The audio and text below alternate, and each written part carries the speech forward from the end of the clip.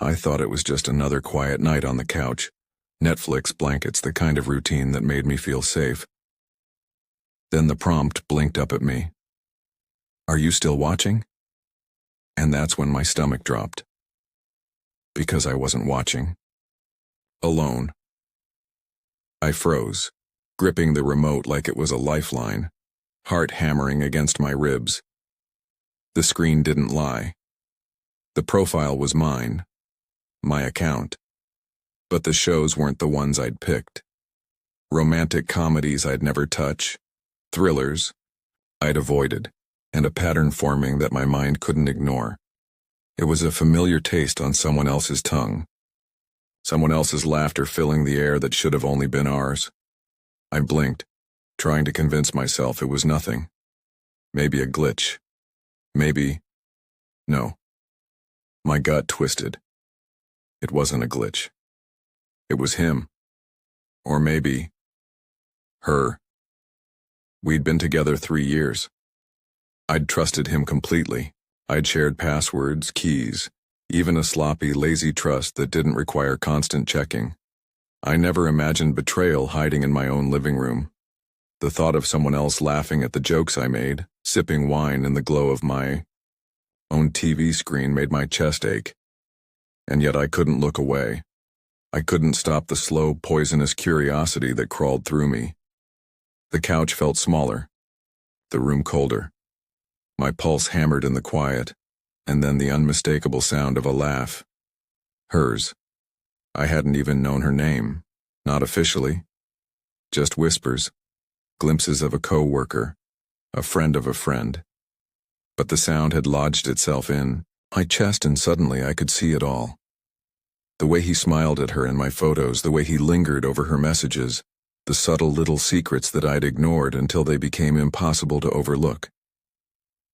I sank deeper into the cushions, the remote still trembling in my hand. "Are you still watching?" The screen asked again like a cruel joke. And yes, I was watching. Watching everything I shouldn't have known. Watching the person I loved choose someone else in the quiet, cinematic glow of our living room. The screen flickered and my own reflection stared back at me, wide-eyed, pale, betrayed. I wanted to throw the remote, to shatter the screen, to scream, but I didn't. I stayed, because I had to see it. I needed to know. And in that awful, electric moment I realized it wasn't just the movies. It was him. It had been her all along. The tension was unbearable, my hands cold, my heart racing, my breath shallow. I didn't move for a long time. And then I did. Slowly, almost mechanically, I typed her name into the search bar. And what appeared next would change everything. I tried to act normal the next day, but normal felt impossible. Every corner of the apartment whispered reminders of that night. The glow of the TV, the faint scent of popcorn that had lingered longer than it should, the faint warmth of the couch cushions still holding an echo of someone else. I told myself it was nothing, just a glitch, an innocent mistake, but my gut refused to cooperate. It screamed that the laughter I had heard, the subtle familiarity of that presence, belonged to someone else. Work was unbearable. I kept catching him checking his phone with a sharpness I hadn't seen before, the way he would glance at messages, smile slightly, then look away when I walked by. That smile made my stomach knot. That tiny flicker of attention he gave her, the same attention he used to reserve for me, left me nauseous and achingly aware that my own place in his life might be slipping. I started noticing things I had ignored before. The way he lingered on his laptop late at night, the sudden need to catch up on work emails, the faint scent of someone else's perfume he'd never noticed before. And with each little signal my heart clenched tighter, my thoughts spiraling in ways I couldn't contain. That evening I found myself at the small cafe we used to frequent, pretending to be casual, pretending I wasn't unraveling inside. I could see him there, laughing across the table at someone who wasn't me. My chest tightened, every breath shallow and uneven. She was there, sitting so close, leaning just enough to brush against his arm, sharing secrets and smiles and glances that had no place in my life. He caught my eye and froze, recognition flashing like a spark too quick to extinguish. Surprise, guilt, and something darker flickered in his gaze. Thrill, perhaps, at being caught yet untouchable. I took a deep breath, letting it out slowly, forcing myself to stay calm, to mask the storm roiling inside me. "Hey," he said when I finally approached. That single word weighted with a history I could almost taste. "Hey," I replied, careful, casual. But the tremor in my voice betrayed me. Inside, I was anything but casual. My blood burned with jealousy, my pulse racing with the cruel mixture of hurt and desire. I wanted to shout, to scream, to tear the moment apart, but I also wanted him. I wanted the warmth, the danger, the closeness I had spent years craving, now made poisonous by betrayal.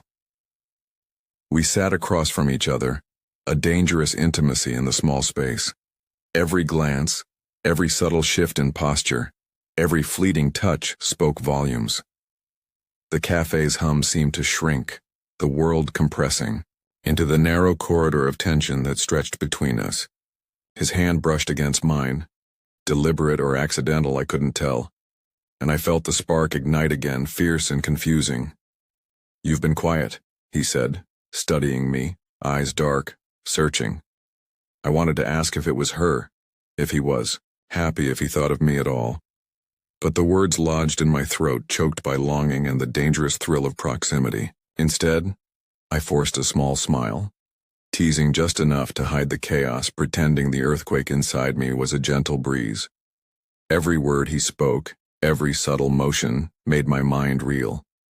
I hated myself for feeling drawn to him, for letting desire mingle with betrayal, for feeling alive even as my trust bled out in quiet, invisible streams. I wanted to retreat, to vanish, to disappear from the scene entirely. And yet I stayed. Because something in the way he looked at me, something in the silent tension, whispered that we were far from done. The cafe door opened, and I flinched at the thought of her returning, of being reminded that I was not the center of his world anymore. My chest tightened further as he leaned closer, his voice dropping to that intimate, teasing tone he used when he wanted me to forget everything else. "You're here," he murmured. "I'm glad." My pulse skipped, every nerve screaming in response. And yet, under that thrill, under the magnetic pull of our shared history, lingered a dark, cold truth. I was watching him choose someone else with the same hands that had held me, the same voice that had whispered my name. The tension was unbearable. Every second stretched, a taut wire straining under the weight of unsaid words, forbidden desire, and fragile trust.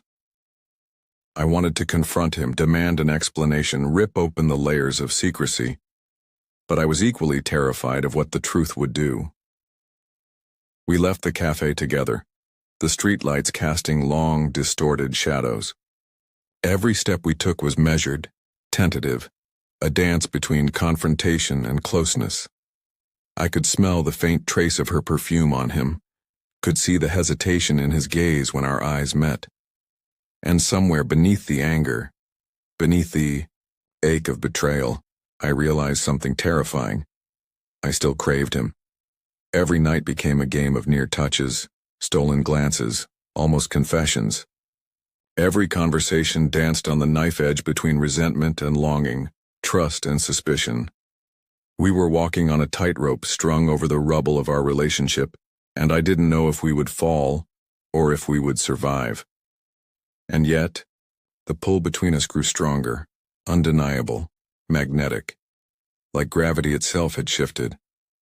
I was drawn to him despite everything. Later that evening, I found myself back in our apartment, pretending to busy myself with laundry, but really I was listening. Every creak of the floorboards, every faint sound of the city outside made my chest tighten. He was in the kitchen, humming softly, a tune I hadn't heard him sing in years. It sounded like a truce, like a plea, and I realized I was holding my breath just to hear it. I turned slowly, pretending to search for something in the cabinet, but my eyes never left him. He caught my gaze, and for the first time in days, there was no teasing, no deflection, no hidden words, just raw, bare honesty, the kind that makes your stomach twist and your heart beat like it's trying to escape. I didn't mean for it to go this far, he said, voice low, hesitant. I didn't know it would hurt you this much. The words were small, but they landed like a stone in my chest. Not because they excused anything, they didn't, but because they reminded me of why I loved him. Why I had always loved him. The way he owned his mistakes even in the smallest, most fragmented way. The confession felt fragile, like a candle flickering in the dark.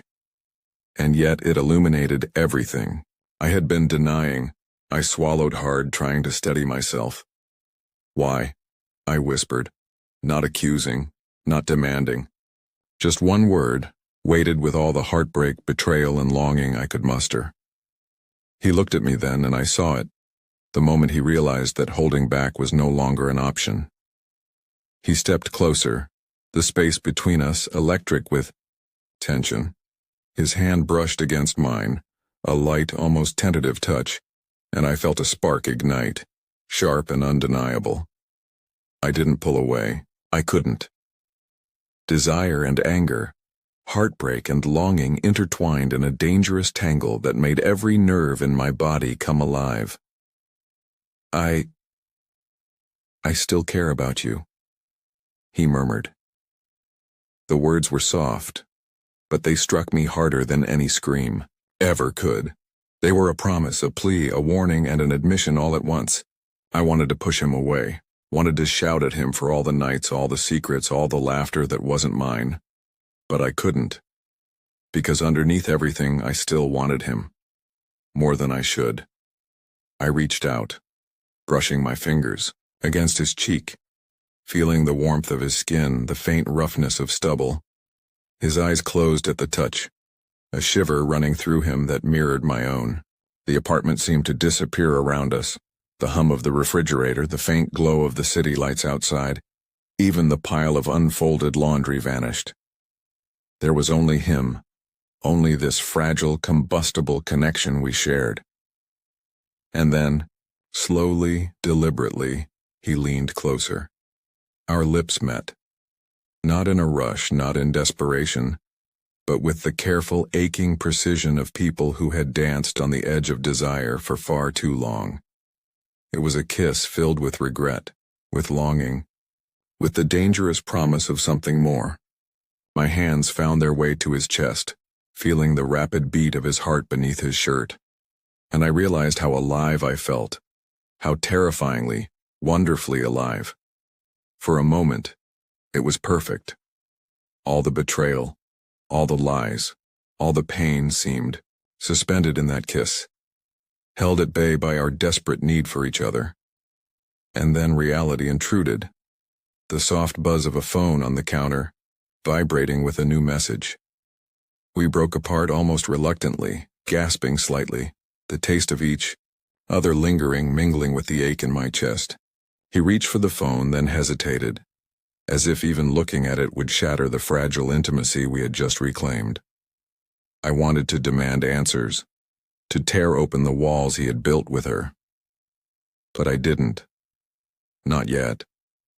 Instead, we sat together, on the couch, fingers entwined, shoulders brushing, and I realized how close we were to the edge. So close to something irreversible, something that could either save us or destroy us completely. And yet, despite the fear, despite the betrayal, despite everything, I felt a spark of hope. Because for the first time in weeks, we were honest. Not fully, not completely, but enough to let the tension breathe, enough to let desire and vulnerability coexist without breaking us entirely. He leaned his forehead against mine, whispering, "I don't want to lose you." I closed my eyes, letting the words sink in, feeling the pull of everything I still felt for him. "You almost did," I whispered back, and in that moment, I understood something terrifyingly simple. Trust could be broken, Hearts could be bruised, and betrayals could cut deep, but desire once ignited was nearly impossible to extinguish. The night stretched ahead, dark and uncertain, but for now, in this fragile bubble of confession, we were tethered together, just barely, just enough. And that was both dangerous and exhilarating. The days that followed were a storm, each one heavier than the last. Every glance, every word, every touch between us became a battleground of desire and mistrust. I could feel him everywhere, in the curl of his fingers, the ghost of his laugh, the faint echo of his scent on the sheets. And still, despite everything, I couldn't resist him. I didn't want to. One night I found him sitting alone in the dimly lit living room, the glow from the city outside painting the walls in muted gold and silver. His phone lay abandoned on the counter, a silent testament to the tension we had both been avoiding. He looked up when I entered, and I caught the raw vulnerability in his eyes, guilt, longing, fear, all tangled into one impossible magnetic presence. "I don't know how to fix this," he admitted, voice low and ragged. "I don't know if I can." I froze, the words hitting me like a punch. And yet something in the way he looked at me, the unspoken honesty, the weight of regret, made my chest ache and my pulse jump. I wanted to run, to leave, to protect myself from being hurt again. But instead, I crossed the room, letting the heat of him press against me, letting the pull between us erase all caution.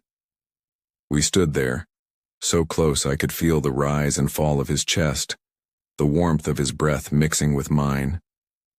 The world shrank, leaving only the two of us suspended, in a dangerous orbit. I could feel my resolve slipping, every nerve on fire, every heartbeat screaming that I wanted him even if I shouldn't. "I can't keep doing this," I whispered, my voice barely audible, trembling. "Not like this. Not knowing." He pressed a finger to my lips, silencing the words that had been clawing their way out. "Shh," he murmured. "I know. I feel it too. I'm scared, but I can't fight it anymore either." The confession sent a thrill through me, a jolt of electricity that made every nerve stand at attention. And then, without warning, he pulled me into his arms. The embrace was tight, grounding, yet trembling with unspent emotion. My hands pressed against his chest, tracing the rapid beat of his heart, feeling the tension, the longing, the desire that had built for weeks between us. Our lips met, and this time it wasn't hesitant. It wasn't tentative. It was a collision of need and desperation, of pain and desire, of fear and trust. Every kiss, every touch, was layered with emotion. Regret, apology, passion, love. I felt him shiver beneath my fingers, and I shivered, in return, the room shrinking until it existed solely for us. He pulled back slightly, just enough to look into my eyes, searching for permission, for forgiveness, for understanding. I gave him a small nod, and it was all he needed to draw me closer again, holding me as if letting go would shatter us both. The apartment, the city, the world outside, it all faded into a blur of heat and intimacy. We moved together, slowly, carefully, savoring every fleeting touch.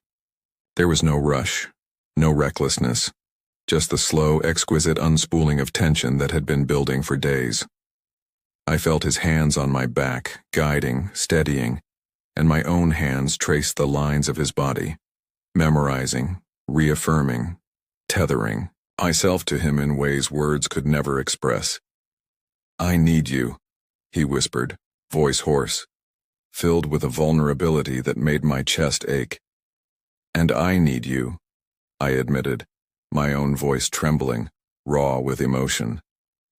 Even after everything, we stayed like that for hours, suspended between confession and desire, between trust and uncertainty.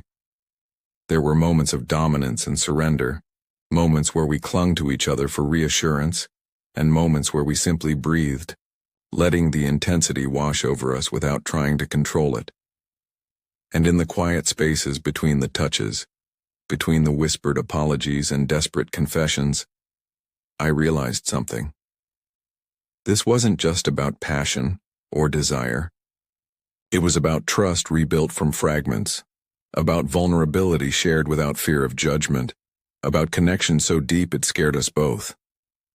By the time the city lights faded and the first hints of dawn crept through the windows, I understood that we had reached a breaking point. There was no going back to how things were.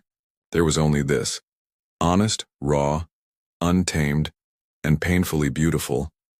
I rested my head against his chest, feeling the steady rhythm of his heartbeat, and I whispered, "We're not the same as before."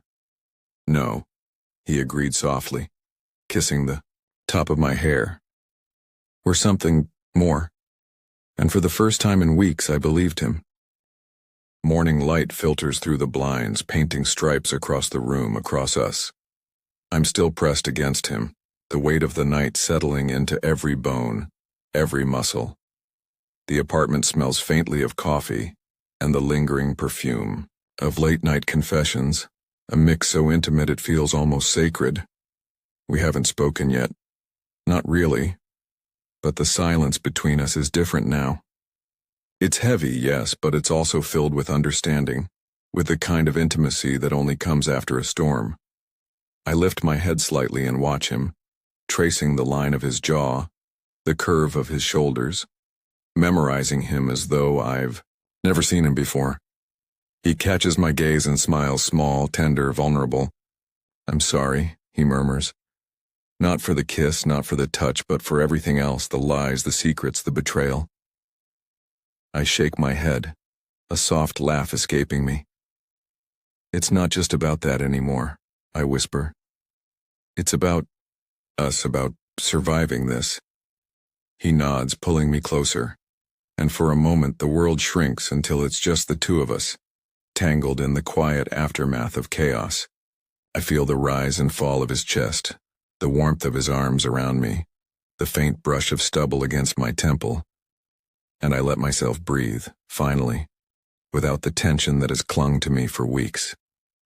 "I don't know how we'll fix everything," he admits, voice low, rough with emotion, "but I do know I can't imagine losing you."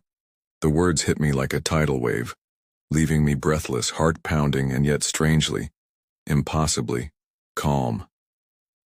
Because despite everything, the betrayal, the heartbreak, the nights of doubt, I still want him. I still choose him. I still feel tethered to him in ways that defy reason, logic, and fear. I reach up, brushing my fingers through his hair, feeling the tension there, the stress of everything we've been through, and whisper, "Then we start here. Now. With honesty. With each other." He smiles, the kind of smile that makes your chest ache, and leans down, pressing his forehead against mine. "Now." He agrees. The morning stretches on, golden and quiet, and we hold each other, sharing warmth, sharing breaths, sharing the fragile truths that might just become something stronger. Every touch, every whisper, every lingering glance is a promise, a silent vow that we're still in this together, despite the scars, despite the chaos. Later, when the first cup of coffee steams between us, I notice the little things, the way he reaches for my hand before his mug, the soft teasing in his eyes, the small laugh that still manages to reach me. It's these fragments of normalcy, these simple human moments that feel more intimate than anything we've shared in weeks. And then he says it, quietly, almost hesitantly. "Are you still with me?" I laugh softly, the sound shaking slightly, with emotion. "Yes," I reply, voice steady now. "And I'm not going anywhere." There's a pause, a heartbeat of silence, and then he grins, a mixture of relief and something more dangerous. Hope, desire, and the unspoken acknowledgement that we've survived the worst and can now rebuild from the pieces. The past doesn't disappear. The betrayal doesn't vanish. But in the quiet aftermath, in the glow of morning light and the heat of each other's presence, it no longer controls us. It's just a shadow behind the new rhythm we're finding together.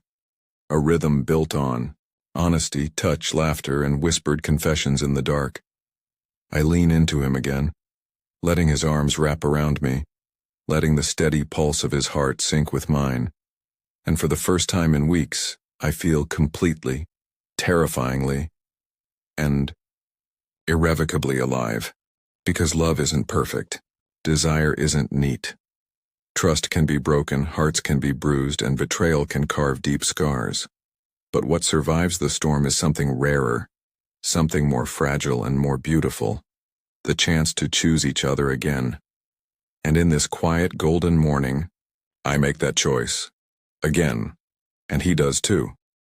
The Netflix prompt from that night flashes in my memory. Are you still watching?